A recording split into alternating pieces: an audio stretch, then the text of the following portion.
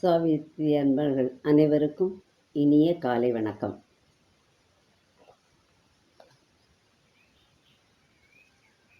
நாம் இப்பொழுது பார்த்து கொண்டிருப்பது பயின்று கொண்டிருப்பது சாவித்திரி காவியத்தின் புத்தகம் 2 த டிராவலர் ஆஃப் த வேர்ல்ட்ஸ் என்று பெயரிடப்பட்டுள்ள அந்த புத்தகத்தின் முதல் காண்டமாகிய த வேர்ல்டு ஸ்டார் உலக ஏணிப்படி என்ற காண்டத்தை பயின்று கொண்டிருக்கின்றோம். உலகங்களில் பயணிப்போன் என்பது மன்னர் அஸ்வபதி.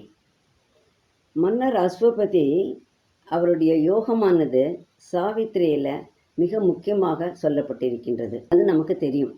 அன்னையாருடைய யோகமும் பகவானுடைய யோகமும் இங்கே சித்தரிக்கப்பட்டிருக்கின்றன. மன்னருடைய யோகமானது காவியத்தில் கால் பகுதியை எடுத்துக்கொண்டிருக்கின்றது.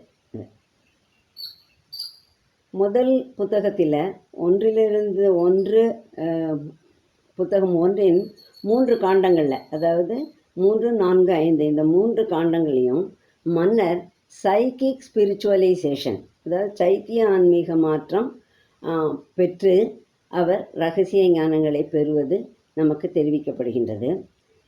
இந்த சைத்திய ஆன்மீக மாற்றம் அடைந்த மன்னர் இறைவன் தன்னிலிருந்தே இந்த உலகத்தை படைத்திருக்கின்றான் என்றால் அது இறைத்தன்மையை கொண்டு விளங்கத்தானே வேண்டும். அது ஏன் இப்படிப்பட்ட ஒரு கீழான நிலைக்கு வந்துவிட்டது, அதன் காரணம் என்ன, அதை மாற்ற முடியுமா என்று ஒரு சிந்தனை அவருக்குள் எழுந்து, உலக நன்மைக்காக அந்த சிந்தனை எழுகின்றது. எழுந்தவுடனே அவர் அதை ஆராய போகுகின்றார். அவருடைய ஆராய்ச்சியானது ஒரு பயணமாக அமைகின்றது. அந்த பயணத்தை தான் பகவான் புத்தகம் 2 15 காண்டங்களாக நமக்கு அளித்துள்ளார். இந்த முதற் காண்டத்தில் உலக ஏணிப்படி, அதில் முதற் பகுதி 102 வரிகளை கொண்டு இருக்கின்றது. அந்த 102 வரிகளைத்தான் நாம் இந்த 3 வகுப்புகளாக பார்த்திருந்தோம். அதனுடைய சுருக்கத்தை இப்பொழுது பார்த்துவிட்டு 2வது பகுதிக்குள் செல்வோம். மன்னர் முதலாக சென்று அடைகின்ற இடம் என்ன, தளம் எது? அறியப்படாததிலிருந்து எழுகின்ற உலகு. அந்த இடத்திற்கு அவர் போய் சேர்கின்றார். அங்குதான் ஸ்தாணுவாக இருக்கின்ற பரமன் தன்னுடைய சக்தியை வெளிப்படுத்தி அவள் படைக்கின்றவற்றை ஆனந்தமாக பார்த்து கழித்து கொண்டிருக்கின்றான். அவள் படைக்கின்ற அனைத்துமே அந்த சூட்சும உலகில் மன்னர் சென்று அடைந்திருக்கின்ற அந்த தளத்தில் பலவாறாக தோன்ற ஆரம்பிக்கின்றன. அந்த பலவாக தோன்றியதும் அனைத்துமே அடிப்படையில் ஒன்றாக இணைக்கப்பட்டிருக்கின்றன. அதேபோல் அவை தெய்வீகத்தன்மையை வெளியிட்டு கொண்டிருக்கின்றன. இது மன்னருக்கு தெரிகின்றது. இவை யாவும் மன்னருக்கு எடுத்து காட்டப்படுகின்றன. பலவாக தோன்றியது வந்த போதிலும் அவற்றின் ஒருங்கிணைந்த தன்மையானது அங்கே அவருக்கு தெரிவிக்கப்படுகின்றது. அதற்கு நேர்மாறான நிலை இங்கே பூமியில் இருப்பது அது நமக்கு தெரிகின்றது. அதே போல் அஸ்வபதி மன்னருக்கும் தெரியும். அங்கே பார்க்கின்றார் இல்லையா, எல்லாவற்றையும் அவருடைய சென்ட்ரல் பீயிங் அதை சுற்றி அவர் ஒரு அனுபவங்களாகவும் காட்சிகளாகவும் அமைத்து கொள்கின்றார். இப்போ அவர் அனுபவிப்பது முழுவதுமே ஓர் உயர்ந்த உணர்வு நிலையில் அவற்றையெல்லாம் பார்த்து தனக்குள் வாங்கி கொள்கின்றார். அங்கே இருக்கின்றவை எல்லாவற்றையும் பார்க்கும் பொழுது செழுமை பொருந்தியதாக இருக்கின்றன. அது இறைவனுடைய ஒரு டிஞ்ச், அதாவது சாயமான எதை ஆச்சரியத்தையும் ஆனந்த பரவசத்தையும் அவை போர்த்து கொண்டிருக்கின்றன. பலவாக இருந்த பொழுதிலும் அவை யாவற்றிலுமே இறையின் சாயல் அங்கே இருக்கின்றது.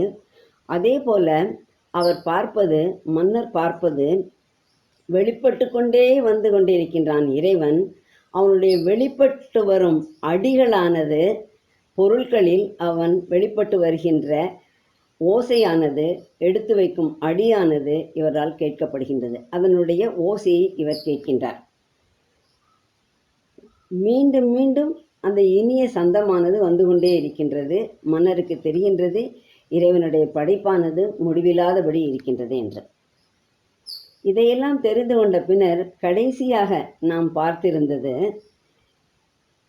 அப்படிப்பட்ட எல்லாம் செழுமையாக இருந்த பொழுதிலும் அங்கே அந்த லயத்தில் காலத்திற்கு ஆட்படாத நாதமாகிய அந்த ஓம்ன்றது இல்லை, அந்த ஒற்றை சொல் அங்கே இல்லை.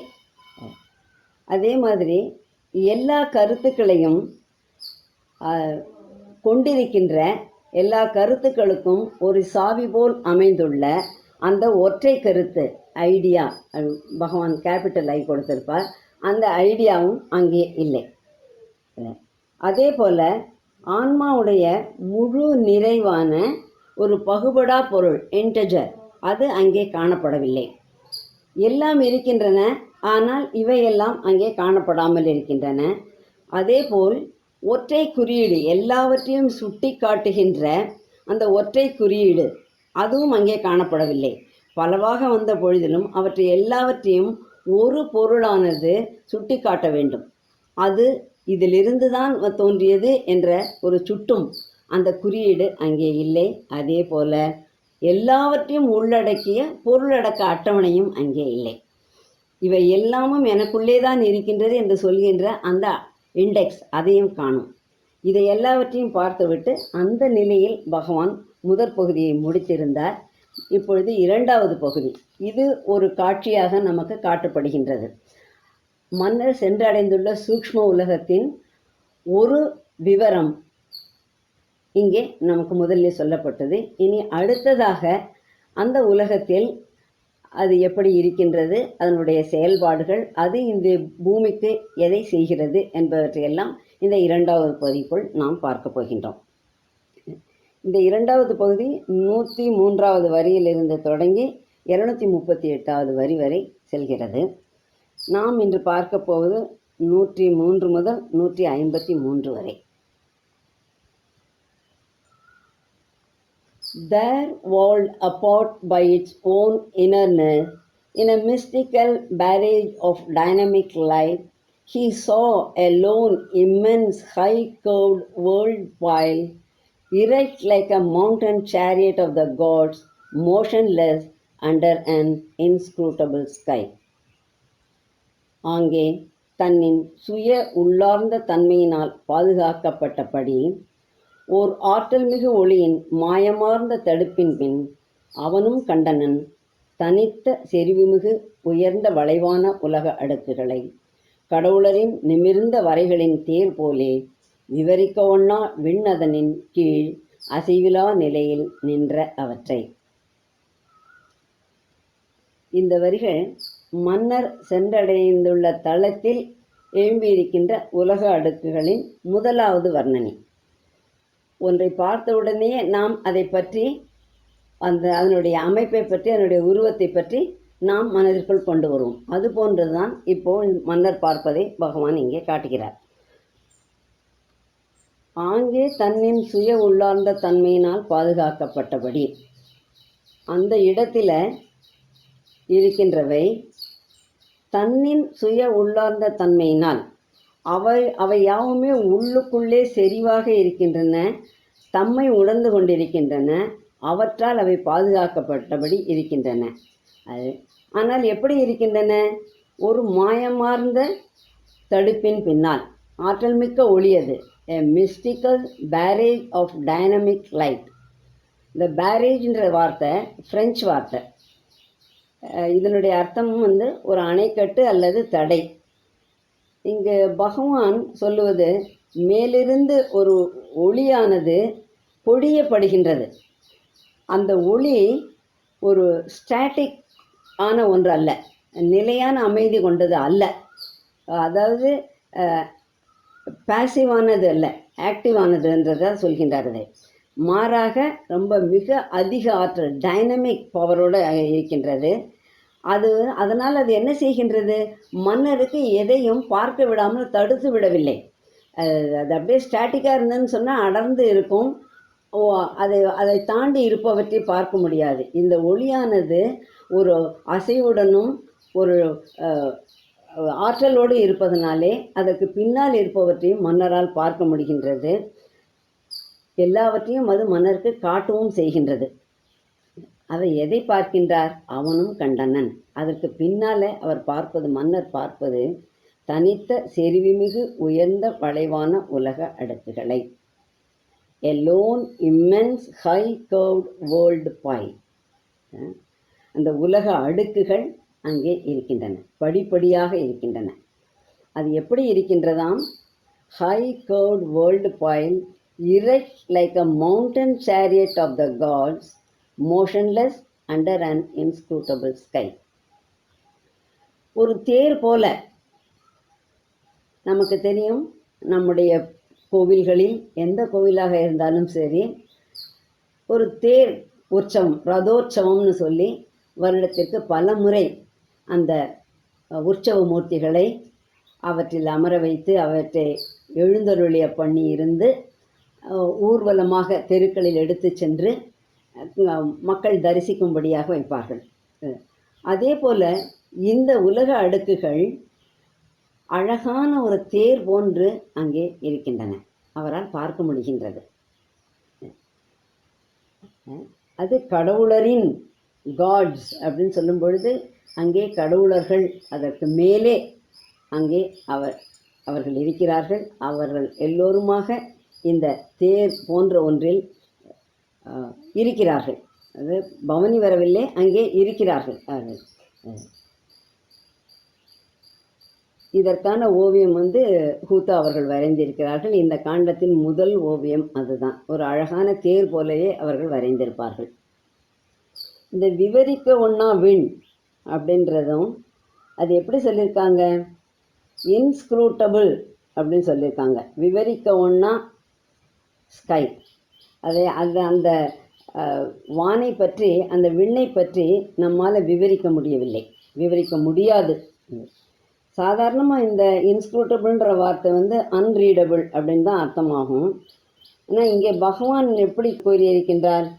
அந்த கோபுர அடுக்கு போல அமைந்திருக்கின்ற உலக அடுக்குகள் அமைந்துள்ள வானமானது நம் விண்ணை சேர்ந்தது அல்ல, அது உயர் விண்ணகம். அதுவும் தவிர அது மாயம் பொருந்தியதாக, அதை பார்த்து எதையுமே நம்மால் புரிந்து கொள்ள முடியாது, அறிந்து கொள்ள முடியாது. அப்படியாக இருக்கின்றது. மிக உயரத்தை அது இருக்கின்றது. என்னன்னு கேட்டால், இன்னதென்று விவரிக்க முடியாத அவ்வுலகுகள் அங்கே எழும்பி இருக்கின்றன. அதில் விவரிக்க முடியாத ஒன்றில் அந்த உலகுகளானது எழும்பி இருக்கின்றது. அதை மன்னர் பார்க்கின்றார். அது எப்படி இருக்கின்றது? தேர் போல இருக்கின்றது. As if from matter's plinth and viewless base to a top as viewless, carved sea of worlds, climbing with foam-maned waves to the supreme, ascended towards breadths immeasurable, it hoped to soar into the ineffable's reign. 100 levels raised it to the unknown. அத்தேர் ஜடத்தின் அடித்தளத்திலிருந்தும் புலப்படா ஆதாரத்தினின்றும் எழும். அதன் உயரங்களும் கட்புலனாகாது. நுரையலைகள் பிடரிபோல் தாவி வரும் கடலெனச் செதுக்கி உருவாக்கப்பட்ட உலகுகள் ஒப்புயர்வற்றதனை நோக்கி எழும்பின. உயர்ந்து மேலேறும் அவற்றின் அகலங்களை அளக்க முடியாது. அவை உயரே பறந்து உரைக்க ஒண்ணாததின் ஆட்சி பரப்பிற்குள் செல்ல நம்பிக்கை கொண்டன. நூற்றுக்கணக்கான தளங்கள் அதனை, அத்தேரை அறியவேலா ஒன்றை நோக்கி உயர்த்தின. இங்கு அந்த தேர்னு குறிப்பிடப்படுவது மன்னர் காண்கின்ற உயர்ந்த வளைவான உலக அடுக்குகள். இந்த வரிகள் எழும்பி இருக்கின்றது அந்த உலக அடுக்குகளை பற்றிய இரண்டாவது வர்ணனை. முதல் வர்ணனை தேர் போல எழும்பி இருக்கின்றது, ஒரு மாயமான ஒளியினுக்கு பின்னால் அது இருக்கின்றது. அது விவரிக்க ஒண்ணாத வெண், இன்ஸ்க்ரூட்டபிள் ஸ்கைக்கு கீழே அசைவில்லாமல் இருக்கின்றன. இந்த முதல் 3 வரிகளில் அந்த உலக அடுக்குகள் எழுகின்ற இடம் ஜடம், அதாவது இன்கான்சியன்ட், ஃபைனைட், அப்படின்று பகவான் காட்டிவிட்டு அவை எங்கே செல்கின்றன? மீகர் உணர்வு நிலை, அதாவது சூப்பர் கான்சியன்ட்டுக்கும் நோக்கியும் இன்ஃபினிட்டை நோக்கியும் அவை எழும்பி செல்கின்றன. அடிநிலையும் மேல்நிலையும் முதல்ல பகவான் சொல்லிவிட்டு அடுத்ததாக அதனுடைய அடுத்த பரிமாணமான அகலத்தை சொல்கின்றார். அந்த அகலத்தையும் எடுத்துரைக்க முடியாது என்று காட்டுகின்றார். ஆகவே இது பூமியை அடித்தளமாக கொண்டு மேலே எழுகின்றது. அது கடவுள், அது சூப்பர் கான்சியன்ட்டு, இன்ஃபினிட்டு, எல்லையற்றது, அதை நோக்கி செல்கின்றது. அதை துளைத்து கொண்டும் செல்கின்றது. ஏன்னா அதற்கு மேலே அது செல்கின்றது நமக்கு தெரியாதபடி இருக்கின்றது. ஆனால் அதையும் துளைத்து கொண்டு அவை செல்கின்றன அந்த உலக அடுக்குகள். இதில் பார்த்தோம் என்றால் புலப்படா ஆதாரத்தினின்றும் இங்கே பகவான் கோரியிருப்பது மேட்டர் ஸ்பிளின். மேட்டர்ன் பொழுது கேபிட்டல் எம் கொடுத்திருக்கின்றார். இங்கே ஜடப்பொருளானது இறைவனிலிருந்து வெளிப்பட்டு வந்தது தான் என்பதை உணர்த்துவதற்காகத்தான் அந்த கேபிட்டல் எம். இறைவனே இங்கே ஜடமாக வெளிப்பட்டு வந்திருக்கின்றான். அதிலிருந்து அது எழுகின்றது. அதே போல அந்த ஆழமும், அது எங்கிருந்து எழும்புகின்றது என்ற ஆழமும் நம்மால் அறிந்து கொள்ள முடியாது, பார்க்க முடியாது. அச்சேதன இருளின் ஆழம், inconscient depths are invisible to the eyes. அந்த இன்கான்சியன்ட்டோட டெப்த்ஸை நம்மளால் பார்க்கவே முடியாது. ஆனால் அதை மதர் போய் பார்த்திருக்கிறார்கள். அது நமக்கே தெரியும். அது சென்று கொண்டே இருந்தேன், அங்கே அந்த சூப்பர் கான்சியன்ட்டோட ஒளி அங்கே இருந்தது அப்படின்னு மதர் சொல்லியிருப்பாங்க. ஒரு சின்ன கண்ணை திறப்பது போல் இருந்தது. அது மிகுந்த ஒளி கொண்டதாக இருந்தது. மதர் அறிந்து கொள்வார்கள், அன்னை அறிந்து கொள்வார்கள், அது சூப்பர் கான்சியன்ட்டு. ஆக இன்கான்சியன்ட்டுக்குள்ளேயும் சூப்பர் கான்சியன்ட் இருப்பது அன்னையக்கு தெரிய வந்தது, பகவானுக்கு தெரியும். ஆனால் நமக்கு அது தெரியாததுனால்தான் அங்கிருந்து இந்த உலகுகள் எழும்புகின்றன.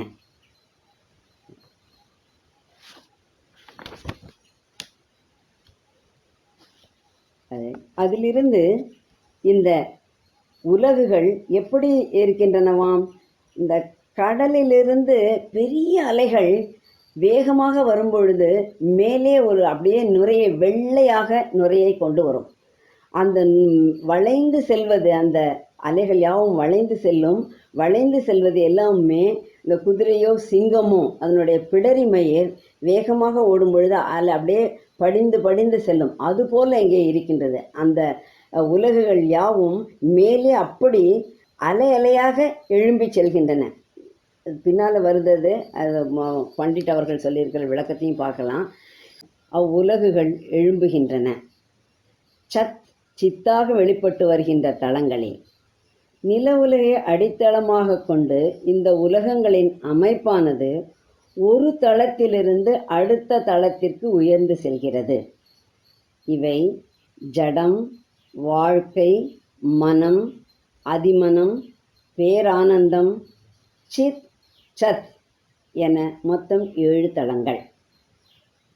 அன்ன, பிராண, மன, விஞ்ஞான, ஆனந்த, சித், சத், இந்த 7 உலகங்கள் தான் நமக்கு தெளிவாக தெரிகின்றன. ஆனால் அதற்கும் மேலே பல உலகுகள் எழும்பிக்கொண்டே செல்கின்றன. அதோடு நின்று விடாமல் இன்னும் பல தளங்களில் மேலேறி சென்றவாறே சத்தின் கணக்கிலடங்கா விரிவான அளவுகளில் சென்று உரைக்க ஒண்ணாத தனி முதலில் மறைகின்றன.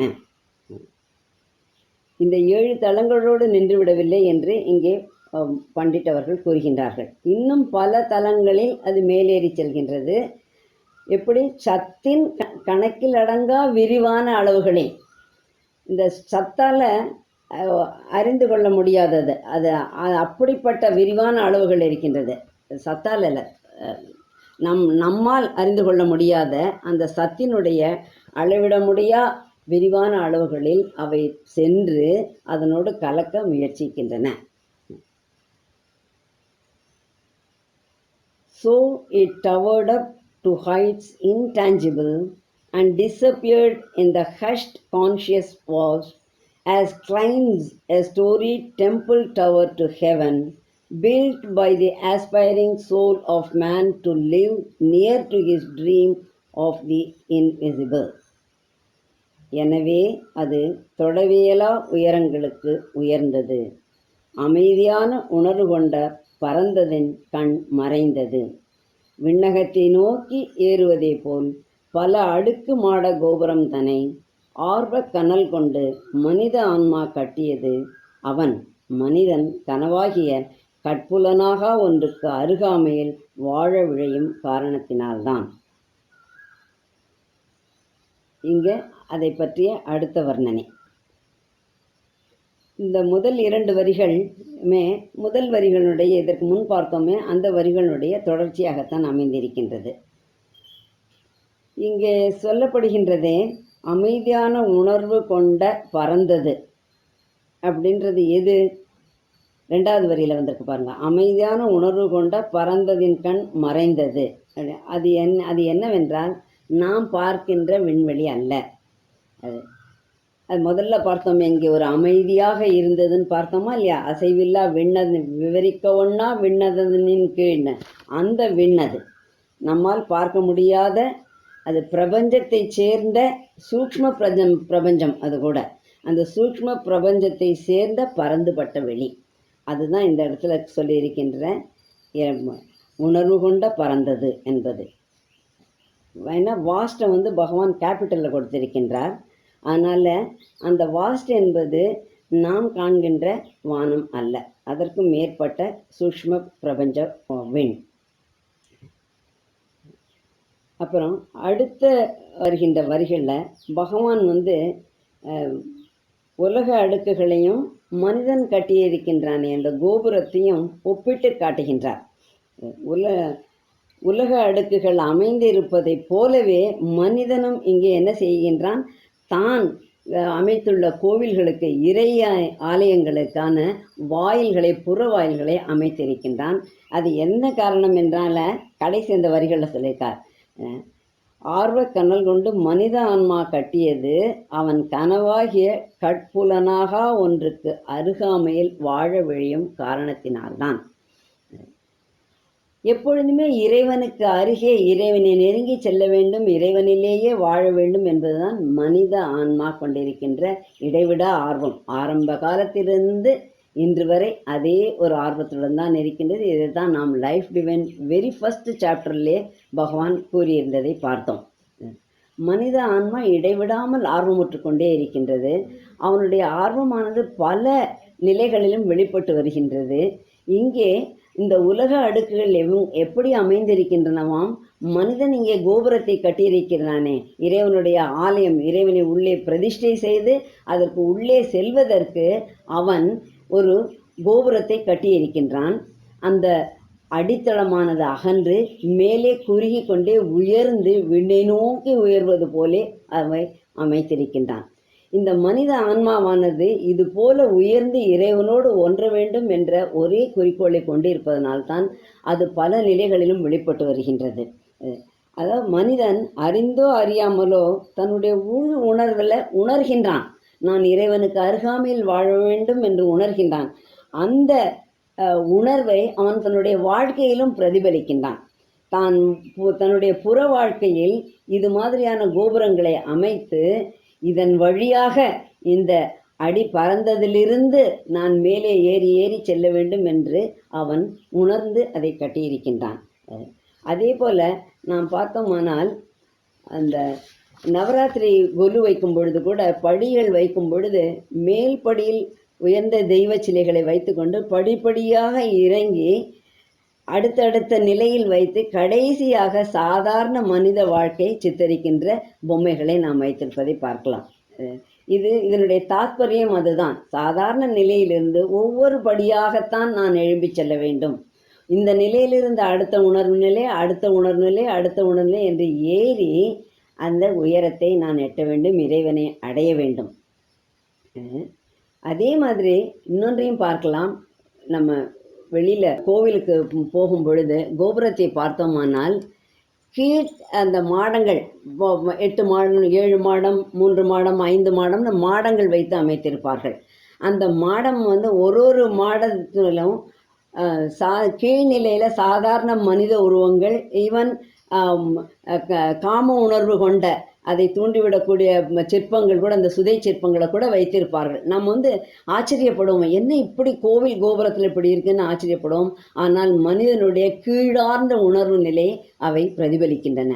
அந்த நிலையிலிருந்து அடுத்தடுத்து அவன் உயர்ந்து சென்று உயரத்தில் அங்கே தெய்வ சிலைகளை நம்மால் பார்க்க முடியும், தெய்வ அந்த சிற்பங்களை நம்மால் பார்க்க முடியும். இது எல்லாமே மனிதனுக்குள்ளே அறிந்தோ அறியாமலோ பதிந்து விட்டிருக்கின்றது. இந்த கீழ்நிலையிலிருந்து நான் மேலே ஏறி செல்ல வேண்டும். அதனால தான் சொல்லுவார்கள், இந்த கோபுர தரிசனம், அவள் காலையில் எழுந்தது கோபுர தரிசனம் அவ்வளவு சிறந்தது என்று. அது ஒரு உள்ளர்த்தத்தை கொண்டிருக்கின்றது. நாம் சாதாரண கோபுர தரிசனம் கோடி பாபம் போகும் அப்படின்னு சொல்லிட்டு நம்ம சும்மா ஒரு உணர்வற்ற நிலையில் எல்லாவற்றையும் ஏற்றுக்கொண்டிருக்கின்றோமே ஒழிய, அதனுடைய தாத்பரியம் இதுதான். இது போன்று நான் இங்கே கீழே பறந்திருக்கின்றேன், மேலே ஏறி செல்ல வேண்டும். என்னுடைய உணர்வினை இன்னும் குறுக்கி கொண்டு, அதாவது எல்லாவற்றையுமே அந்த தேவைகளை எல்லாவற்றையும் சுருக்கி கொண்டு இறைவன் ஒருவனே எனது இலக்கு என்று நான் செல்ல வேண்டும் என்பதை குறிப்பதற்காகத்தான் அது இருக்கின்றது. அதே போல நமது மனித உடலை எடுத்துக்கொண்டால் கூட நமக்கு தெரியும், அந்த நம்முடைய ஆதார சக்கரங்கள் எப்படி வைக்கின்ற சூக்ஷ்ம சக்கரங்கள் எப்படி அமைக்கப்பட்டிருக்கின்றன. அடியிலிருந்து அடித்தளமானது நிலத்தை ஒத்திருக்கின்றது. அப்படியே மேலே போக போக, ஒவ்வொரு சக்கரமாக போக போக அதனுடைய அடர்த்தி குறைந்து கொண்டே வந்து மேலே மிகவும் சூட்சுமமாக மேலே செல்கின்றது. சகஸ்ராரம் என்பது அங்கே தெரியவே தெரியாது. 1000 இதழ் கொண்ட தாமரை மலராக மேலே உச்சியில் மலர்கின்றது. அது மேலே இறைவனை இறைவனோடு ஒன்றிக்கும் இடம் என்று. கீழே நமக்கு தெரியும் அது எப்படி இருக்கின்றது. மூலாதாரம் நிலத்தை அடிப்படையாக கொண்டது, அடுத்தது சுவாதிஷ்டானம் நீரை அடிப்படையாக கொண்டது, அடுத்தது அக்னி, அந்த மணிப்பூரகம் என்பது அநாகதம் காற்று, அதற்கு மேலே ஈத்தர் மேலே போகும் பொழுது மிகவும் நுண்ணியதாக ஆகிக்கொண்டே போகின்றது. எல்லாமே நமக்குள்ளேயே இருக்கின்றது. இதே கருத்து பின்னால் பகவான் சொல்கின்றார், அதையும் நாம் பார்க்கலாம். Infinity calls to it as it dreams and climbs. Its fire touches the apex of the world. Mounting into great voiceless stillnesses, it marries the earth to screened eternities. அமரத்துவத்தை அடைய கனா கண்டும் ஏரியும் செல்லும் பொழுது மனித ஆன்மாக்களை அழைக்கிறது. அதன் கூம்பு உலகத்தின் உச்சத்தை தொடுகின்றது. மாபெரும் ஓசையற்ற அசைவற்ற நிலைகளுக்கு ஏறுகின்ற நிலையில் அது புவியினுக்கு மறைக்கப்பட்ட அமரத்துவங்களுக்கு புவியினை மனம் முடிக்கின்றது. இங்கு அது என்பது உலக அடுக்குகள். இந்த இடத்துல பகவான் தன்னுடைய அந்த ஆங்கில நடையை மாற்றியிருப்பது சுட்டி காட்டப்படுகின்றது. இறந்த கால நடையிலிருந்து இதனை நிகழ்காலத்திற்கு மாற்றிக்கொண்டு வந்திருக்கின்றார். சாதாரணமாக பகவான் கதை போக்கினை சொல்ல புகும் பொழுது இறந்த காலத்தையும், தன்னுடைய கருத்தினை சொல்ல வரும் பொழுது நிகழ்காலத்தையும் எடுத்தாள்கிறார். இப்போ இவை யாவுமே பரந்து அகன்ற வகையில் பல அர்த்தங்களை கொண்டு விளங்குகின்றன. பகவான் காட்டுகின்றது அனைத்துமே. இதை நம்ம காவியத்தில் பல இடங்களில் பார்க்கலாம். இது மாதிரியான ஒரு அமைப்பினை பல இடங்களில் பார்க்கும். கதை போக்கும் தன்னுடைய கருத்தும் என்று வரும்பொழுது இறந்த காலமும் நிகழ்காலமுமாக மாறி வருவதை நாம் பார்க்க முடியும். இங்கே 118வது வரி வரைக்கும் கதை போக்கில் இறந்த காலத்தில் அஸ்வபதி பார்த்ததையும் அனுபவித்ததை பற்றியும் பகவான் கூறியிருந்தார். இனி இந்த நிகழ்காலத்திற்குள் அவர் எடுத்துரைப்பது ரொம்ப மிக திறமையுடன் பல அடுக்கு மாட அமைப்புகள் எங்கனமாக அவர் காட்ட வருகின்றாரே, அந்த சூட்ச்ம உலக அடுக்குகளுக்கும் அதே சமயத்தில் மனிதன் இங்கே பூமியில் கட்டுகின்ற கோபுர அடுக்குகளுக்கும் ஒத்தாற்போல் அமைகின்றன என்பதை இந்த கருத்தை ஸ்ரத்தாவன் சொல்லியிருக்கிறார்கள். இந்த வரிகளில் அடுத்ததாக அடுக்குமாட கோபுரம் போல அமைந்திருக்கின்ற அந்த உலக அடுக்குகள் உலகத்தின் மீது செய்கின்ற செயல்கள் சொல்லப்படுகின்றன. அவை இருந்துட்டால் மாத்திரம் போதாது இல்லையா? அவை இருப்பதற்கு ஒரு காரணம் இருக்க வேண்டும். ஏன் இறைவன் அங்கனமாக வெளிப்பட்டு கொண்டு வந்தான்? அந்த மாதிரி வரும்பொழுது அவன் ஏதோ ஒரு காரணத்தை மனதில் வைத்து கொண்டுதான், தன்னுடைய சிருஷ்டியில் தன்னுடைய அந்த ஒற்றை கருத்தில் வைத்து கொண்டுதான் இந்த மாதிரி வந்திருக்கின்றான். அது என்ன என்பது இங்கே சொல்லப்படுகின்றது. அவை என்ன செய்கின்றனவாம்? மேலே ஏறி செல்ல ஆசைப்படுகின்ற இந்த ஆன்மாக்களுக்கு, மனித ஆன்மாக்களுக்கு அந்த உயர் உலகுகள் ஒரு உதவி செய்கின்றன. என்ன செய்கின்றன? புவியினுக்கு மறைக்கப்பட்ட அமரத்துவங்களுக்கு புவியினை மனம் முடிக்கின்றது. இப்பொழுது இந்த பூமிக்கு அமரத்துவம், இம்மார்டாலிட்டியானது மறைக்கப்பட்டு இருக்கின்றது. அது இருக்கின்றது, ஆனால் மறைக்கப்பட்டு இருக்கின்றது. மனிதனுக்கு தெரியும் இம்மார்டாலிட்டி என்பது இருக்கின்றது, அதனை அடைய முடியும் என்று. ஆனால் அவனுக்கு வழி தெரியாமல் இருக்கின்றது. அதற்காக இவை என்ன செய்கின்றன? மனிதனுக்கு உதவி செய்கின்றன.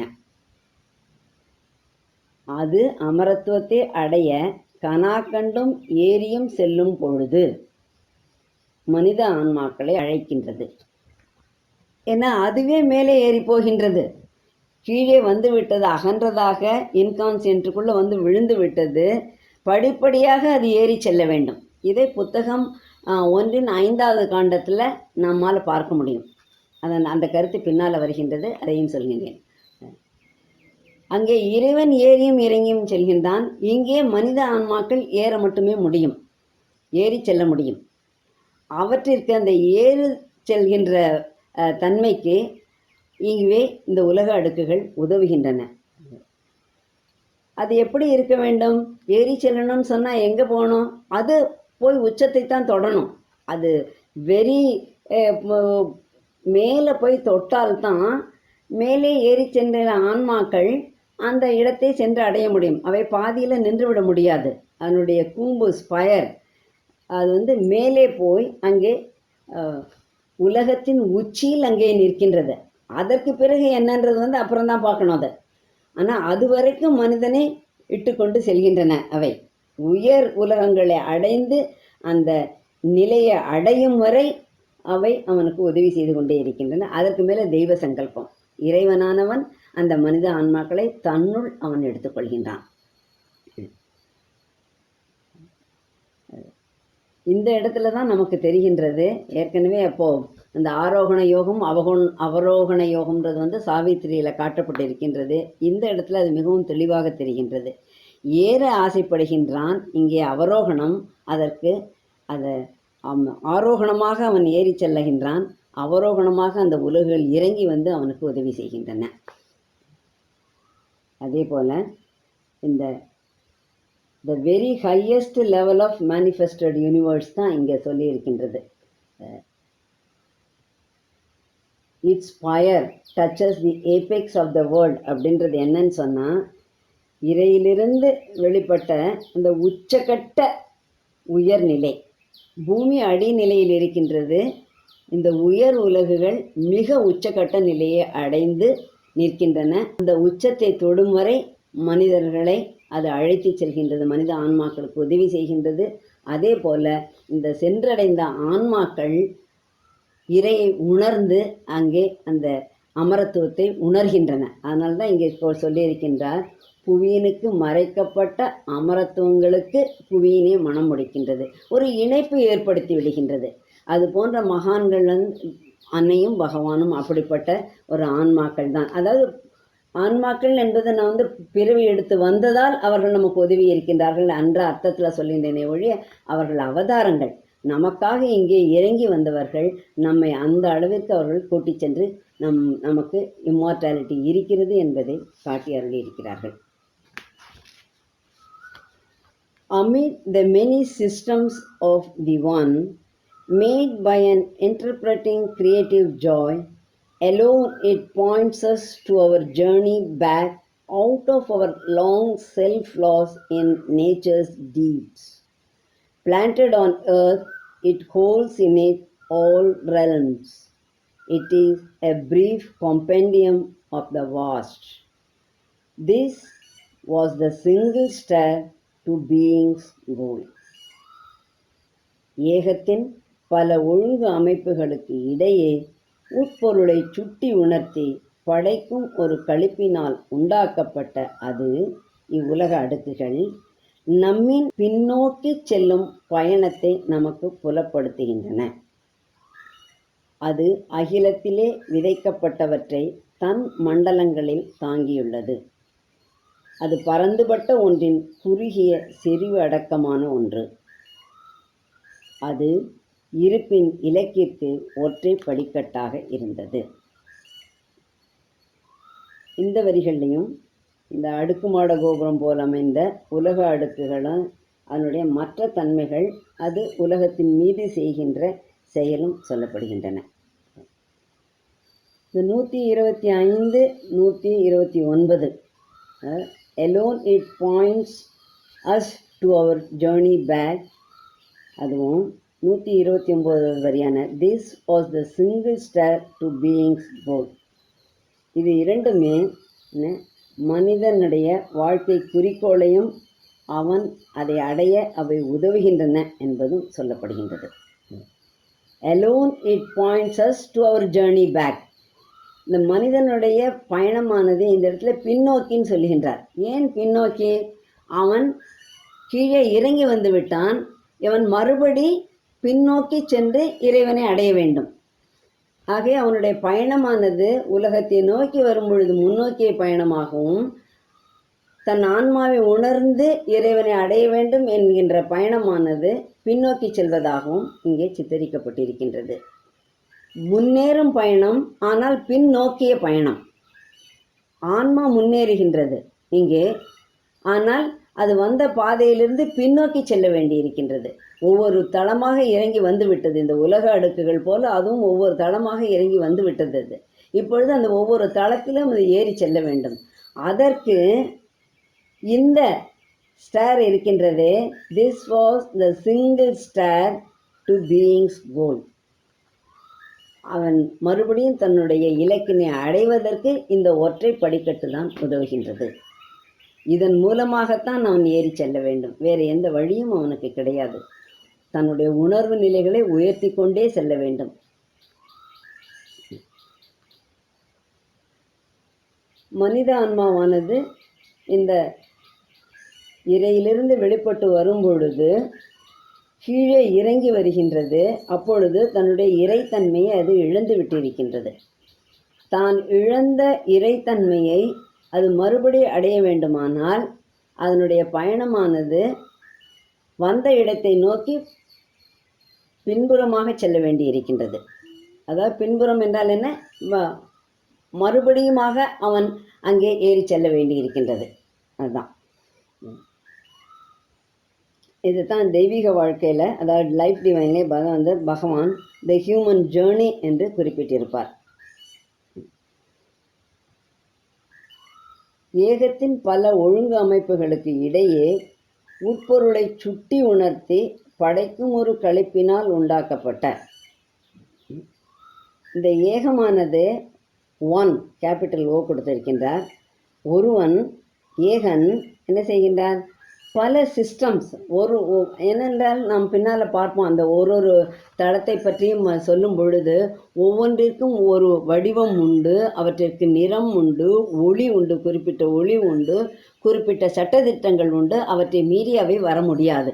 அந்த சட்டதிட்டங்களுக்கு உட்பட்டு தான் அவற்றால் வேலை செய்ய முடியும். இது எல்லாமே அதனால தான் இந்த இடத்துல சிஸ்டம்ஸ், மெனி சிஸ்டம்ஸ், படிப்படியாக அந்த ஒழுங்கமைப்புகள் அமைக்கப்பட்டிருக்கின்றன. உட்பொருளை சுட்டி உணர்த்தி, அதாவது என்ன? நீ மறுபடி அந்த ஏகத்தை வந்து அடைய வேண்டும் என்ற உட்பொருளை அவை சுட்டி உணர்த்தியே தான் பகவான் இங்கே அனுப்பியிருக்கின்றான். இறைவன் இங்கே அனுப்பியிருக்கின்றான் அவற்றை. அது எப்படி வருகின்றது? படைக்கும் ஒரு களிப்பினால் உண்டாக்கப்பட்ட ஏகன் அநேகனாக வருவதற்கு விரும்பிவிட்டான். ஆகவே அந்த படைக்கின்ற களிப்பினால் உண்டாக்கப்படுகின்ற இந்த உலகங்கள் நம்முடைய பின்னோக்கி செல்கின்ற பயணத்தை நமக்கு புலப்படுத்துகின்றன. நாங்கள் எப்படி வந்தோமோ அதே மாதிரி எங்களிலிருந்து வந்தவன் தானே நீ மனித ஆன்மா. ஆக நீ எங்களைப் போலவே மேலே ஏறி அங்கு வந்து இறைவனை அடைய வேண்டும் என்று சொல்லி அவன் மனித ஆன்மாக்களுக்கு உதவவும் செய்கின்றன. இந்த காம்பெண்டியம்ன்றதுன்ற வார்த்தை கருத்துரை அல்லது சுருக்கம்னு அர்த்தம். இங்கு அஸ்வபதி மன்னர் வந்து பார்ப்பது இந்த உலக அடுக்குகள் எப்படி பறந்து இருந்தது போதிலும் முற்றுமான ஒன்றினை அவை காட்டுகின்றன. அதே போல அவை எல்லாவற்றையும் தமக்குள் அடக்கியும் இருக்கின்றன. அதைத்தான் இங்கே அந்த காம்பெண்டியம் செறிவு அடக்கமான ஒன்று அப்படின்றது. எல்லாவற்றையும் தமக்குள்ளே அவை அடக்கி கொண்டிருக்கின்றன. இந்த வீழ்ச்சியுற்ற மனித இனமானது அந்த படிக்கட்டு வழியாகத்தான் மேலே ஏறி செல்ல வேண்டும். அதற்கான எல்லா தன்மைகளையும் தமக்குள் அவை கொண்டிருக்கின்றன. அதுதான் இந்த இடத்தினுடைய அர்த்தம். அது முற்றுமாக செறிவு மிகுந்து ஒவ்வொரு தளத்திலும் ஒவ்வொரு உணர்வு நிலையை கொண்டு அவை அமைந்திருக்கின்றன. அந்த நிலைகளில் மனித ஆன்மா ஏறி செல்ல வேண்டும். அதற்கான ஒற்றை படிக்கட்டாக வேறு வழி கிடையாது என்பதை பகவான் இங்கே சுட்டி காட்டுகின்றார். உணர்வு நிலையில் ஏறி சென்றால் ஒழிய இறைவனை அடைய முடியாது என்றதை இங்கே காட்டுகின்றார்.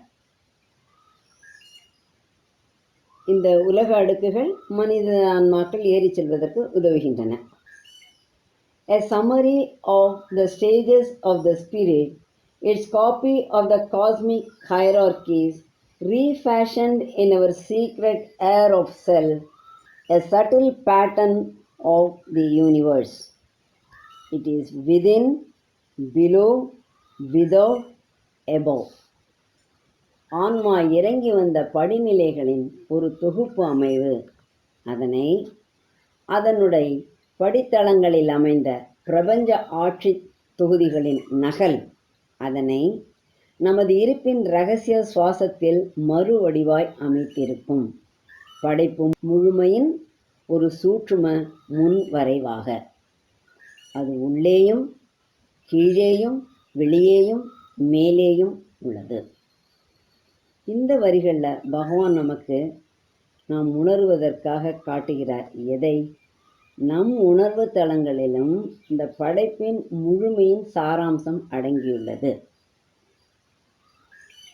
அந்த ரகசியம், அதாவது அந்த மூல முதல் இறைவன் பரமன் நமக்குள்ளேயே அடங்கி இருக்கின்றான். அதை தவிர அவன் நம்மின் எல்லா பகுதிகளிலும் இருந்து கொண்டே இருக்கின்றான். இவை யாவும் நமக்குள்ளே எல்லா பகுதிகளிலும் இருந்து கொண்டே இருக்கின்றது. இது ஆன்மா இறங்கி வந்த படிநிலைகளின் ஒரு தொகுப்பு அமைவு. இந்த உலக அடுக்குகளை பற்றி இங்கே சொல்கின்றார். இது ஆன்மா படிப்படியாக இறங்கி வந்திருக்கின்றது. அந்த படிநிலைகளுடைய ஒரு மொத்தமான அமைப்பு. அது அதனுடைய படித்தளங்களில் அமைந்த பிரபஞ்ச ஆட்சி தொகுதிகளின் நகல், காப்பி அங்கே அது இருக்கின்றது. It's copy of the cosmic hierarchies. அந்த பிரபஞ்சத்தினுடைய ஹைரார்கிஸ், அதாவது படிப்படியாகத்தான் அது இருக்கின்றது. மேலே ஒரு உயர்ந்த அதிகாரி இருப்பார். இப்போ மாவட்டத்தில்னா கலெக்டர்னு எடுத்துக்கலாம் நம்ம. இந்த மாவட்ட ஆட்சியர், அவருக்கு கீழே இருக்கின்ற படிப்படியான அதிகாரிகள் நிலை. அந்த அதிகார நிலையானது படிப்படியாக இறங்கி வந்து கடைசியில் வந்து சாதாரண ஒரு கடைநிலை ஊழியராக முடிந்திருக்கும். அது போன்றது ஒரு இந்த அமைப்பானது இருக்கின்றது.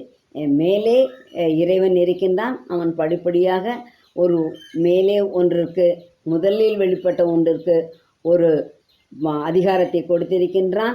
பிறகு அடுத்தடுத்து இங்கே வருகின்றது. அந்த ஆட்சி தொகுதியினுடைய நகல், அதனுடைய மறுபதிப்பு இங்கே காப்பி அது இருக்கின்றது. அதே ரீஃபேஷன்டு இங்கே மறு வடிவாக அமைத்திருக்கப்பட்டிருக்கின்றது நமக்குள்ளே. அதுதான் முதல்லே பார்த்தது. இந்த ஆதார சக்கரங்கள் நம்ம சூக்ஷ்ம உடலில் இருக்கின்ற அந்த சக்கரங்களானது இது போன்று தான் அமைக்கப்பட்டிருக்கின்றன. ஒவ்வொன்றிற்கும் ஒரு ஒரு அதிகாரம் உண்டு, ஒவ்வொன்றிற்கும் ஒரு சக்தி உண்டு. அது மூலாதாரம் என்றால் அதற்கென ஒரு நியமித்த பணி உண்டு. அது இருந்தால்தான் அடுத்ததற்கு நம்ம அதில் இருந்து கொண்டு அடுத்த நிலைக்கு உயர வேண்டும். அடுத்த நிலையில் இருக்கின்ற சக்கரம் அது ஒன்றுக்கு உதவுகின்றது. அப்படி படிப்படியாக வந்து அதற்காக மூலாதாரத்திலேயே இருந்து விட முடியாது, நிலத்திலேயே இருந்து விட முடியாது, அடித்தளத்திலேயே இருந்து விட முடியாது, உயரே ஏறி செல்ல வேண்டும். அதுதான் மனித ஆன்மாக்களுக்கு கொடுக்கப்பட்டுள்ள குறிக்கோள். வாழ்க்கையின் குறிக்கோளே அதுதான். அந்த உயரத்தை அடைய வேண்டும் என்றால் இதை கீழிருப்பதை ஆதாரமாக வைத்து கொண்டுதான் மேலே எழும்பி செல்ல வேண்டும்.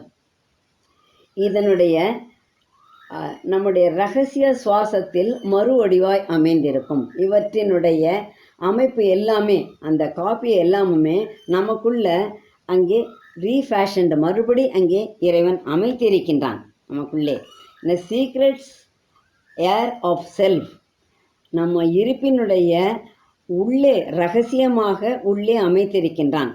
அதை நாம் உணர்ந்து கொண்டோமானால் நமக்கு முன்னேற்றம். இல்லை சாதாரணமாகவே இருந்து விட்டோமானால் நம்முடைய வாழ்க்கையில் முன்னேற்றம் இருக்காது. அடுத்த பிறவியில் அந்த முன்னேற்றத்தை நோக்கி நாம் செல்வோம். அதன் பிறகு முன்னேறுவோம், மேலே மேலே உயர்ந்து கொண்டே செல்ல முடியும். படைப்பு முழுமையின் ஒரு சூட்சும முன் வரைவாக, a subtle pattern of the universe, இல்லையா? அண்டத்தில் உள்ளது, பிண்டத்தில் உள்ளது, அங்கே இருப்பது இங்கே இருக்கின்றது. அது மகாகாசம், இது சிதாகாசம். சின்னது, சிறியதாக வந்துள்ளது. அது மகாகாசம், எல்லாவற்றையும் தன்னுள்ளே அடக்கி கொண்டுள்ளது. அதை அப்படியே ஒரு திரு அமைப்பாக மேக்ரோகாசம், மைக்ரோகாசம் இங்கே இந்த நம்ம உடலுக்குள்ளே அமைத்திருக்கின்றான். ஒரு எப்படி முன் வரைவாக, பேட்டனா. இதை வைத்து கொண்டு நீ மேலே இருப்பதையும் உணர்ந்து கொண்டு அந்த நிலைகளுக்கு வர வேண்டும். உனக்குள்ளே நான் எல்லாவற்றையும் வைத்துத்தான் அனுப்பியிருக்கின்றேன், அதை நீ பார்த்துக்கொள், அதன்படி நீ மேலேறி வா. அது உள்ளேயும் கீழேயும் வெளியேயும் மேலேயும் உள்ளது. நம்முடைய எல்லா பகுதிகளிலும் அது பறந்து விரிந்து தன் இருப்பை அது கொண்டிருக்கின்றது. வேறு எதையுமே அது விடவில்லை. மனதிலாகட்டும், பிராணனிலாகட்டும், உடல் உணர்வுகளாகட்டும், எல்லாவற்றிலுமே இந்த அமைப்பானது இருக்கின்றது. அடிநிலை ஒன்று இருக்கின்றது, மேல்நிலை ஒன்று இருக்கின்றது, இரண்டிற்கும் இடைப்பட்ட நிலைகள் வேறு இருக்கின்றன. ஸோ அடிநிலையிலிருந்து அதை தெரிந்து கொண்டு மேலே செல்ல வேண்டும். இதனுடைய நீட்சியாக, அதாவது இதை எக்ஸ்பேண்ட் பண்ணி நம்ம பார்த்தோம்னு சொன்னால், அது நமக்குள்ளே நாம் ஆழ்ந்து போய் பார்த்து இந்த உண்மையை உணர்ந்து ஆனால் என்ன ஆகின்றது? புறத்தே நாம் எப்படி விரிந்து கொண்டே போகின்றோம். எவ்வளவு கண்டுபிடிப்புகள் இந்த உலகத்தில் வந்து கொண்டே இருக்கின்றன. அது போன்ற இந்த புறத்தில் விரிவது போலவே அகத்தேயும் விரிவுகளை அடைய முடியும். அதைத்தான் இப்பொழுது மன்னர் அஸ்வபதி செய்து கொண்டிருக்கின்றார். அவளுடைய அகத்தின் விரிவில் தான் இத்தனையும் அவரால் காண முடிகின்றது. இது ஒவ்வொருவராலும் செய்ய முடியும். அதற்கான முயற்சி வேண்டும். அந்த முயற்சி இருக்கும் பொழுது தெய்வத்தின் அருளும் உதவியும் அங்கே கிடைக்கும். அப்போ இந்த நமக்குள்ளே அமைந்திருக்கின்ற அந்த படித்தரமானது நமக்கு உதவி செய்து நம்மை இறைவனோடு ஒன்றிணைக்கும். அதனுடைய வெளி பதிப்பு தான் அங்கே உலக அடுக்குகளாக இருக்கின்றன. வெளியே இருக்கின்றது அப்படியே இறைவன் இங்கே உள்ளுக்குள்ளேயும் ஒரு காப்பியாக, ஒரு பேட்டர்னாக நமக்குள்ளேயும் அமைத்து விட்டான். இதை உணர்ந்து கொண்டால், இங்கு இருப்பதை உணர்ந்து கொண்டால் அங்கு இருப்பதையும் உணர்ந்து கொள்ள முடியும், உயிரை ஏறி செல்ல முடியும். ரொம்ப அருமையான வரிகள் அது. நம்மை ஒரு உணர்வு நிலைக்குள், அதாவது உணர்கின்ற உணர்வு நிலைக்குள், உணர்வு நிலை வேறு, உணர்கின்ற உணர்வு நிலை வேறு. உணர்ந்து கொள்வது என்பது நமக்குள்ளே வாங்கி கொள்வது. அப்படிப்பட்ட ஒரு கருத்தை பகவான் இந்த வரிகளில் சொல்லியிருக்கின்றார்.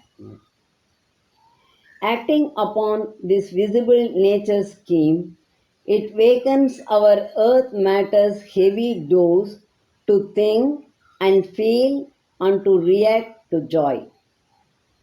It models in us our diviner parts, lifts mortal mind into a greater air, makes earn this life of flesh to intangible aims, links the body's death with immortality's call. Out of the swoon of the inconscient, it labors towards a superconscient light.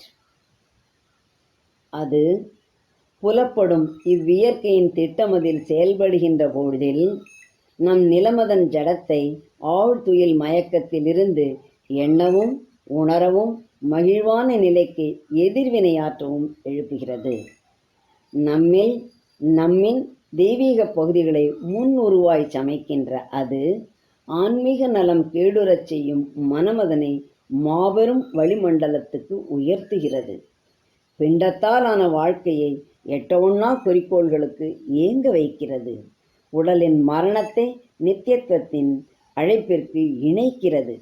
உணர்வு வீழ்ச்சியுற்ற நிலையின் மயக்குற்ற தன்மையினின்றும் மீயுயர் உணர்வின் ஒளியை நோக்கி அழைத்துச் செல்லவென கடினமாக உழைக்கிறது. இந்த உயர் உலகுகள் செய்கின்ற வேலை இவை அனைத்தும். இங்கே அது என்று சொல்லப்பட்டிருப்பது ஆன்மா இறங்கி வந்த படிநிலைகளின் ஒரு தொகுப்பு. இங்க முதல்ல பார்த்தோமே, ஆன்மா இறங்கி வந்த படிநிலைகளின் ஒரு தொகுப்பு அமைவாக அங்கே இருக்கின்றது. அது இங்கே புலப்படும் இயற்கை, இவ்வியற்கையின் திட்டம் நம்ம கண்ணுக்கு நேரே தெரிகின்றது. இந்த இயற்கையினுடைய செயல்பாடுகள் நமக்கு தெரிகின்றது. இந்த இயற்கையினுடைய திட்டம் என்ன? முதல்ல அடிமட்ட நிலையில ஜடமாக உணர்வற்ற நிலையில் உறங்கி கொண்டிருந்தது. அது அடிமட்டத்தில் கீழே பார்த்தோம் என்றால் அது உணர்வற்ற இன்கான்சியண்டாக அங்கே உறங்கி கிடக்கின்றது. அதனை மெதுவாக தட்டி எழுப்பி உயிர்களில் அதில் கொண்டு வரச் செய்தல். அடுத்தது அந்த ஜடத்தை இது தட்டி எழுப்புகின்றது. தட்டி எழுப்பி அவற்றிற்குள் உயிர்களை கொண்டு வர செய்யுதல். அதுதான் இயற்கையோட அடுத்த வேலை. அப்புறம் இந்த உயிர்வாழ் உயிரினங்கள் ஜடத்தன்மை நீங்க பெற்று எண்ணுவதற்கான திறமையையும் திங்கிங் மைண்ட் அங்கே வரணும். அது கழிப்பினை உணர்வதற்கான திறனையும் வளர்த்து கொள்ள உதவுதல். அதை அப்படியே விட்டுவிட முடியாது. உயிர்வாழினங்கள் வந்த உடனே அவற்றை அப்படியே விட்டுவிட முடியாது. அது அவற்றிற்கு எண்ணுவதற்கான ஒரு திறமையை கொடுக்க வேண்டும். அப்பொழுதுதான் நான் இப்படி இருக்கின்றேனே, இதுவா என்னுடைய நிலை, இந்த மண்ணுக்குள்ளே கிடந்து நெளிவது தானே என்னுடைய, இதை விட நான் அடுத்த நிலைக்கு சென்றால் என்ன என்று அதை எண்ணுகின்றன. ஒவ்வொன்றிற்குள்ளும் அந்த எண்ணம் இருக்கின்றன. நாம் நினைத்து கொண்டிருக்கிறோம் மனிதன் ஒருவனால் தான் நினைக்க முடியும் என்று. அதாவது இந்த இடத்துல எண்ணம்ன்றது எண்ணமாக அப்படியே அதை எடுத்துக்கொள்ள முடியாது. அந்த உணர்வு நிலை, எண்ணுகின்ற உணர்வு நிலை, அதற்கான திறமையை அந்த உயிரினங்களுக்குள் அது கொண்டு வருகின்றது. கொண்டு வந்து பிறகு அந்த அடுத்த மாற்றம் நிகழும் பொழுது அது ஒரு களிப்பு வருகின்றது, ஒரு சந்தோஷம் வருகின்றது. அந்த சந்தோஷத்தை வளர்த்து கொண்டால்தான் அடுத்த நிலைக்கு போவதற்கான ஒரு முயற்சி ஏற்படும். இதையெல்லாம் இந்த இயற்கையானது செய்து கொண்டே இருக்கின்றது. அதைத்தான் இங்கே சொல்லுகின்றார், இவ்வியற்கையதன் திட்டமதன் அப்படின்னு சொல்லின்றார். அப்போது அது செயல்படும் பொழுது இங்கே என்ன ஆகின்றது? படிப்படியாக வளர்ச்சியுற்று அது இறைவனை நோக்கி அந்த உணர்வு நிலையினை உயர்த்துகின்றது. அதுவும் அதனுடைய வேலைதான், இயற்கையினுடைய வேலைதான் இறைவனை நோக்கிய உணர்வினையும் உயர்த்துதல். அப்புறம் பிறந்து வந்துவிட்ட ஆன்மாவை அதன் குறிக்கோளை எட்டச் செய்தல். இதெல்லாம் இருந்தால் போதுமா? கடைசியில் என்ன பண்ணணும்? அது எதற்காக பிறந்து வந்தது என்பதை அது உணர்ந்து அதனை அடைய செய்வதும் அதுவும் இயற்கையினுடைய வேலை. இறுதியாக மரணமில்லா பெருவாழ்வதனை பூதலத்தினில் நிலைநாட்டல். மரணமில்லாத பெருவாழ்வு இங்கே நிலைநாட்டப்பட வேண்டும் என்பதற்காகத்தான் இந்த இயற்கையானது உழைத்து கொண்டே இருக்கின்றது. ஒரு திட்டத்தை வைத்துக்கொண்டு, பல படிகளை வைத்துக்கொண்டு அந்த திட்டத்தை அது செயல்படுத்தி கொண்டே வருகின்றது. வெறும் மண், மலை, கடல், நீர் என்றாக இருந்தது இன்று மனம் கொண்ட மனிதனாக பரிணாம வளர்ச்சி அடைந்து வந்திருக்கின்றது. மொத்தத்தில் சுருக்கமாக சொல்ல போனோம் என்றால் பரிணாம வளர்ச்சி தான் இந்த இயற்கை அதனின் திட்டம். அதைத்தான் நம்ம இங்கே பார்க்கின்றோம், இந்த வரிகளில் பார்க்கின்றோம். அதன் ஜடத்தை ஆழ்துயில் மயக்கத்திலிருந்து எண்ணவும் உணரவும் மகிழ்வான நிலைக்கு எதிர்வினையாற்றவும் எழுப்புகின்றது. அது என்னவெல்லாம் செய்கின்றது என்று இங்கே பகவான் காட்டுகின்றார். முதல்ல தட்டி எழுப்புகின்றது. நீ ஆழ்ந்த தூக்கத்தில் இருக்க, மயங்கி போய் கிடைக்கின்றாயே, இன்கான்சியன்ட்டுக்குள்ளே எழுந்து கொள் என்று சொல்கின்றது. அது அப்போ எதற்கு? எண்ணுவதற்கும் அந்த உணர்வதற்கும் மகிழ்வான நிலைக்கு எதிர்வினையாற்றவும் இந்த என்னுடைய மகிழ்வான நிலையானது என்ன செய்கின்றது, அவ்வப்பொழுது தடுக்கப்பட்டு கொண்டே வருகின்றது. அதற்கு எதிர்வினையாற்றி அந்த மகிழ்வான நிலையை நான் தக்க வைத்து கொள்ள வேண்டும். அதற்காகவும் அது எழுப்பி விடுகின்றது இந்த ஜடத்தை. பிறகு நம்முடைய தெய்வீக பகுதிகளை முன்னுருவாய் சமைக்கின்றது. இதற்குள்ளே நமக்குள்ளே இருக்கின்ற தெய்வீக பகுதிகளை அது எடுத்துக்காட்டி சமைத்து கொண்டே வருகின்றது. நான் ஏற்கனவே சொல்லியிருக்கேன், சமைப்பது என்றால் ஏற்கனவே இருப்பவற்றை வைத்து கொண்டு ஒன்றை உண்டாக்குவது. ஆகவே நமக்குள்ளே இருப்பவற்றை வைத்து கொண்டு அது உருவாக்குகின்றது. பின்னர் ஆன்மீக நலம் கேடுறச் செய்யும் மனமதனை மாபெரும் வளிமண்டலத்துக்கு உயர்த்துகிறது. இங்கே கீழே இழுத்து கொண்டே போகின்றது. கீழ்மனமாக இருந்து கொண்டு அதை உயர் உணர்வு நிலைகளுக்கு அழைத்து சென்று வளிமண்டலம் வெளிக்கு அழைத்து செல்கின்றது. கிரேட்டர் ஏர், இந்த சாதாரண பூதலத்தில் இருக்கின்ற காற்றினுள்ளே வசிக்காதே, இதை விட உயர்ந்த நிலைகள் வளிமண்டலங்கள் இருக்கின்றன, அங்கே நீ பயணிக்க வேண்டும் என்று அந்த மனமதனை இதிலிருந்து வெளியே வா என்று அழைத்து கொண்டு செல்கின்றது. அப்புறம் பிண்டத்தாலான வாழ்க்கை எட்டவொன்னா குறிக்கோள்களுக்கு ஏங்க வைக்கிறது. இந்த நிலையில் அவனால் அடைய முடியாமல் இருக்கின்றது, எட்ட முடியாமல் இருக்கின்றது. அதை நான் அடைய மாட்டேனா? என்றைக்கு நான் அடைவேன்? எப்பொழுது நான் அதை சென்று இறைவனோடு ஒன்ற முடியும், இறைநிலையிலேயே வாழ முடியும் என்று அது ஏங்க வைக்கின்றது. ஏனென்றால் அதற்கு தெரிகின்றது, இந்த மனமானது கீழே இழுத்து கொண்டே வருகின்றது. இந்த மனத்தை உயர்த்தி மேல் வளிமண்டலங்களுக்கு கொண்டு போனால் ஒழி அது நடக்காது. ஆகவே அதை உயர்த்த வேண்டும் என்று அது உயர்த்தி கொண்டு போகின்றது. பிறகு அந்த குறிக்கோள்கள் எட்ட முடியாமல் இருப்பதை நோக்கியும் ஏங்கவும் வைக்கின்றது. உடலின் மரணத்தை நித்தியத்துவத்தின் அழைப்பிற்கு இணைக்கிறது. மரணமில்லா பெருவாழ்வு. உடலானது ஒரு சதை பிண்டம், ஜடத்தாலானது. இது மரணத்திற்கு ஆட்படத்தான் வேண்டும். ஆனால் இந்த ஜடத்தை அதிமன நிலைக்கு உயர்த்தி சென்றால் இந்த ஜடமானது மறைந்து அங்கே ஒரு ஒளி கொண்ட உடலாக அது மாறிவிடும். அப்பொழுது என்றைக்குமே நித்தியத்துவம் தான். அந்த நிலைக்கு அதை உயர்த்த வேண்டும்.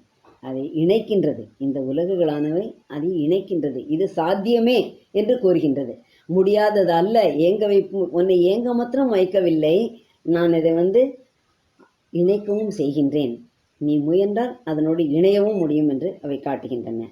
உணர்வு வீழ்ச்சியுற்ற நிலையின் மயக்குற்ற தன்மையின் என்றும் உயர் உணர்வின் ஒளியை நோக்கி அழைத்து செல்லவன கடினமாக உழைக்கிறது சொல்லிட்டாருத. கடினமாக உழைக்கின்றது. நம்ம நினச்சிட்டு இருக்கோம், நம்ம தான் வேலை செய்கிறோம், நான் எவ்வளவு பாடுபடுறேன்னு. எவ்வளவு இல்லை, நம்மோட இயற்கையும் சேர்ந்து உழைக்கின்றது. அதுதான் மதர் சொன்னாங்க, nature are you ready to collaborate with the நேச்சர்னு கேட்குறாங்க மதர்.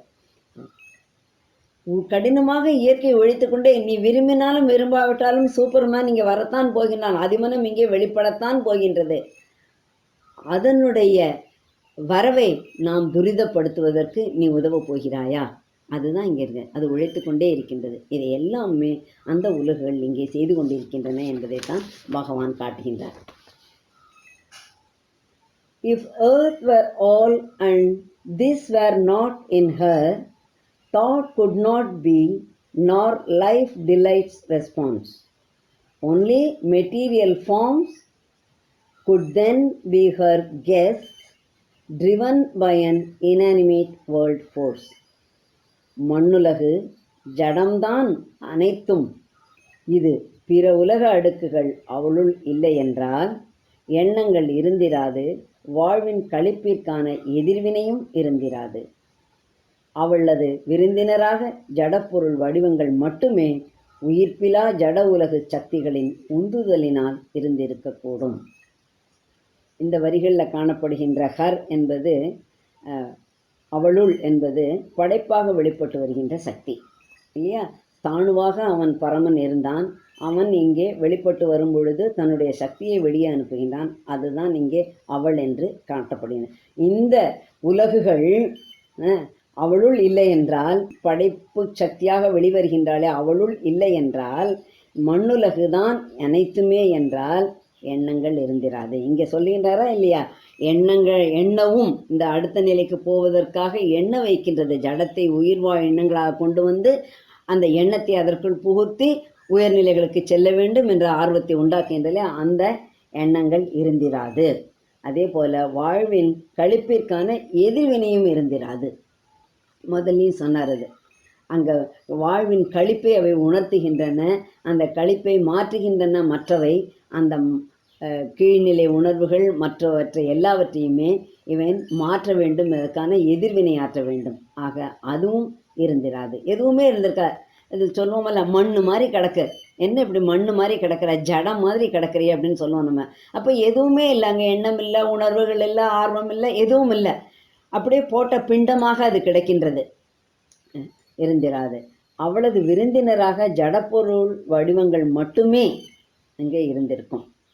எல்லாமே என்ன இருக்கும், விருந்தினர்னு என்ன ஏற்கனவே நம்ம பார்த்துருந்தோம். அது விருந்தினர்னா வந்து தங்கி விட்டு செல்பவர், அவ்வளவுதான். அப்போ ஜடப்பொருளுடைய நிலை என்ன, ஒரு நாள் தோன்றினால் இன்னொரு நாள் அழியத்தான் வேண்டும். அவை கொஞ்ச நாள் வந்து இங்கே தங்கி இருந்து விட்டு, இந்த இயற்கையிலே இருந்து விட்டு, படைப்பில் இருந்து விட்டு அப்படியே போய்விட வேண்டியது தான். அந்த மாதிரி உயிர்ப்பிலா ஜட உலகு சக்திகளின் உந்துதலினால் இருந்திருக்கக்கூடும். எப்படி இருந்திருக்கும் அந்த இது, அந்த அங்கே இருக்கின்றது இனானிமேட் வேர்ல்டு ஃபோர்ஸ். அதுக்கு வந்து உயிரூட்டக்கூடிய ஒரு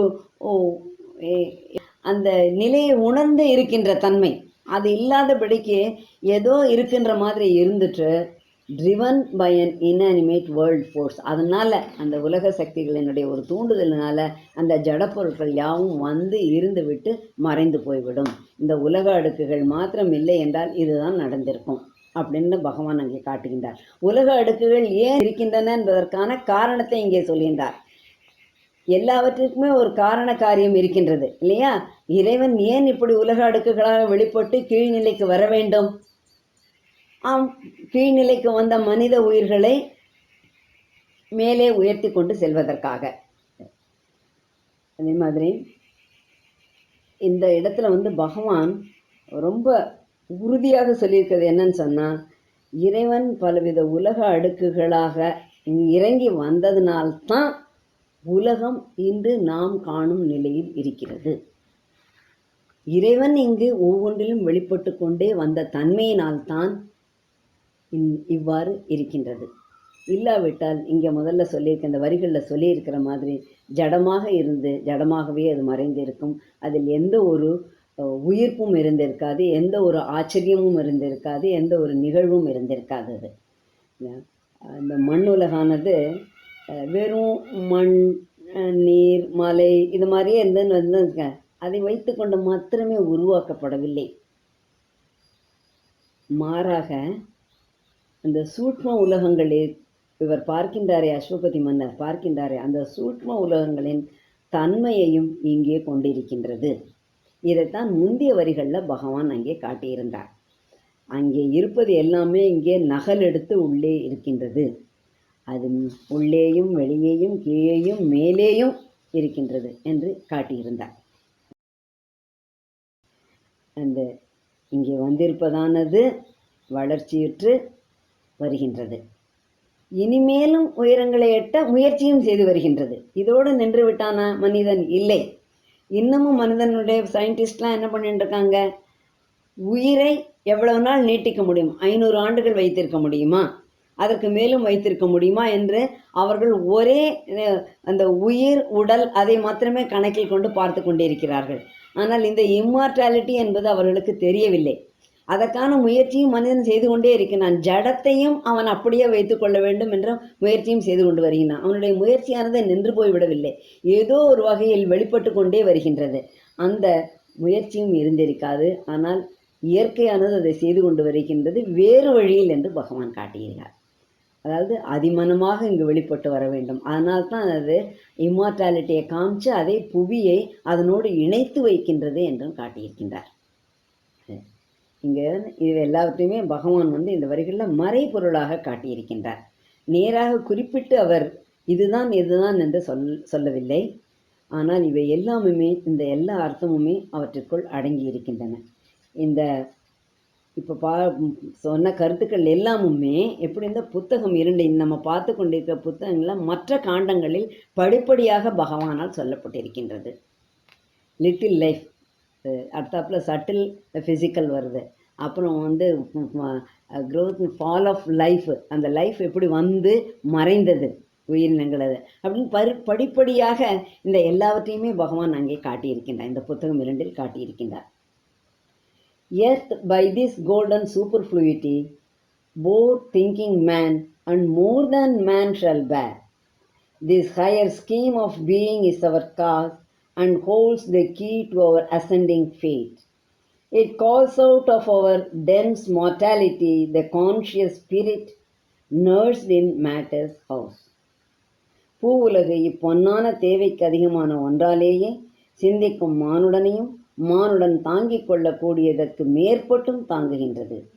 இருப்பினுடைய இந்த உயர் திட்டமே நம் வாழ்வின் காரணம் தவிர உயரே ஏறிச் செல்வதற்கான நம் ஊழின் திறவுகோலை கொண்டுள்ளதும் அதுவே மீள முடியா மரணத்திற்கு ஆட்பட்டதிலிருந்து மீள்வதற்கு நமக்கு அழைப்பு விடுக்கிறது. உணர்வு கொண்ட ஆன்மா ஜடமாகிய வீட்டில் போஷிக்கப்படுகிறது.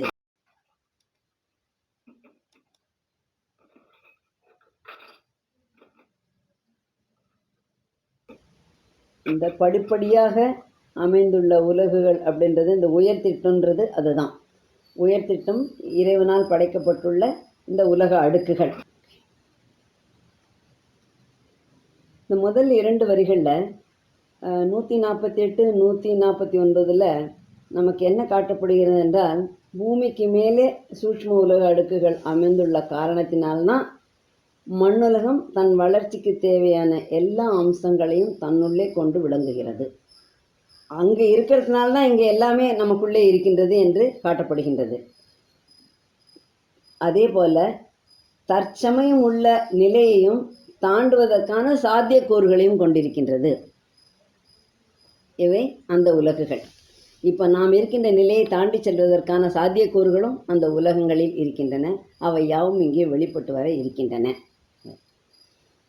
இந்த முதல் வரியில் காணப்படுகின்ற கோல்டன் சூப்பர் ஃப்ளூயிட்டி என்றது இந்த பூமியை தாண்டி மேலே வடிவமைக்கப்பட்டுள்ள சூட்சும உலக அடுக்குகளை கூறுகிறது.